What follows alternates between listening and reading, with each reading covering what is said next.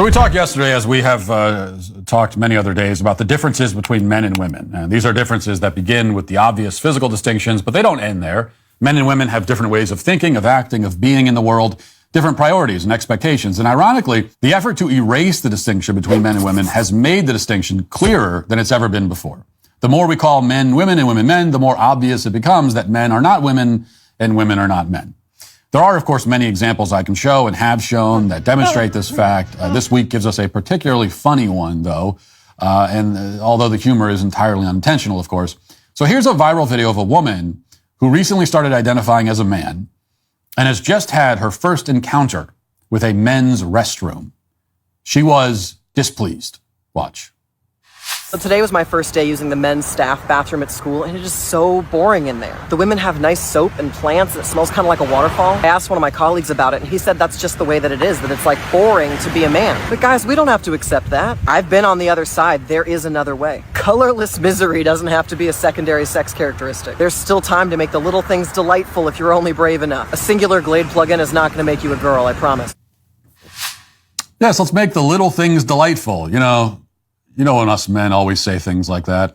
I can't count how many times I've heard a guy utter a phrase like that. Just a 16-year-old white girl. My whole life's ahead of me right now.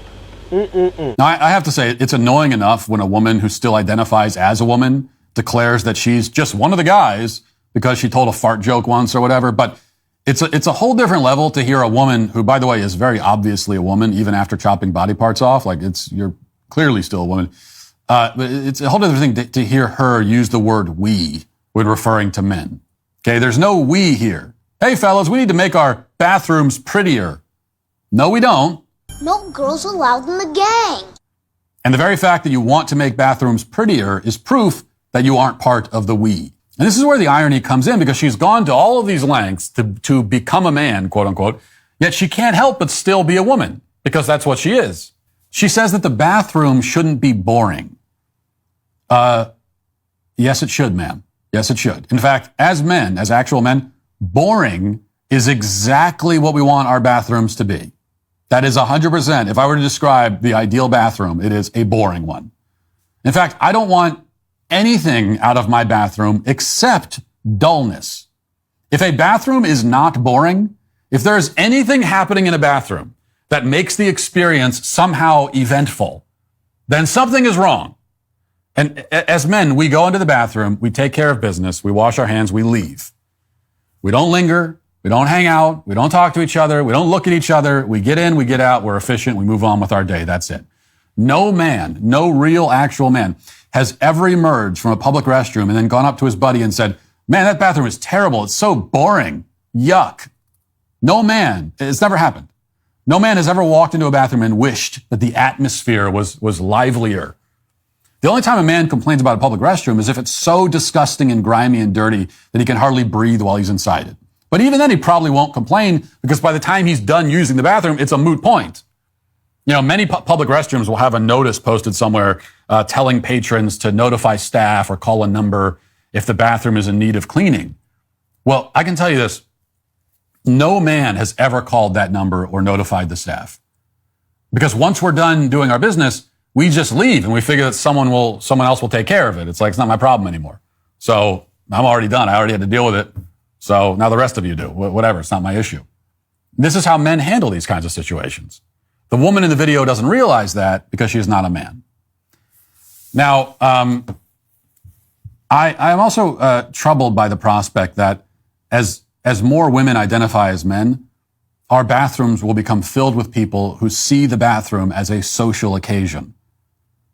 Next thing you know, you're going to be at the urinal and some post-op, quote, trans man is going to slide up in right next to you, and which will be the first problem, because all men know that you never ever use the urinal right next to another guy unless there's no other availables. This is man code, but women don't know about man code because they're not men. And then to make matters worse, she's going to try to strike up a conversation like, hey there, fellow dude, what do you think of the tile in this bathroom? It feels a little outdated to me. Now, I don't know if that's the kind of thing women talk about in their bathrooms, but I know that it's not the kind of thing we talk about in ours, because we don't talk about anything. It's interesting to observe this dynamic, actually. A man will appropriate femininity by obnoxiously exaggerating it. The womanhood that he constructs will be overwrought and inflated. The best example of this is the drag queen, of course, a ludicrous parody of womanhood, a masquerade. Womanhood made into a kind of preposterous cartoon. Now, on the other hand, as we're beginning to see, when women identify as men, rather than exaggerating masculinity, they instead attempt to feminize it. The woman doesn't want to turn into a man so much as she wants to turn men into her.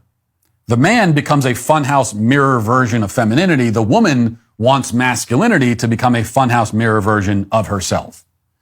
And this partly reflects the fact that men and women embrace trans ideology for entirely different reasons. Like we're almost dealing with two completely different phenomena. We have transgenderism, the transgenderism of women and the transgenderism of men, and we tend to think of these things as the same thing. But they're really not. But the crucial point is that she doesn't really want to be a man. She just wants to be not a woman. Just look at the way that trans men, quote unquote, tend to dress and style their hair. I mean, it's not masculine. It's not even trying to be. There's a reason you don't see a lot of trans men, quote unquote, trying to get jobs in construction or working on oil rigs. You know, they're still all Starbucks baristas. They aren't attempting to inhabit some idealized version of masculinity that they have in their heads.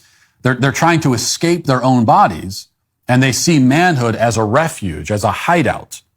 But then when they get there, they can't help but look around and say, ew, this is gross. We need to spruce this place up a bit, gents. In other words, they can't help but still be women, because they are. Now, of course, this goes beyond the trans issue. Modern women have been trying to feminize male spaces for a long time. And where they can't feminize a male space, they seek to simply abolish it. Trans ideology just gives them the cover to infiltrate masculinity and attempt to destroy it from the inside, which is exactly what men are doing to femininity, just in a different way and for slightly different reasons. But the results ultimately are the same and are awful. Which is why the woman complaining about boring men's restrooms is today canceled.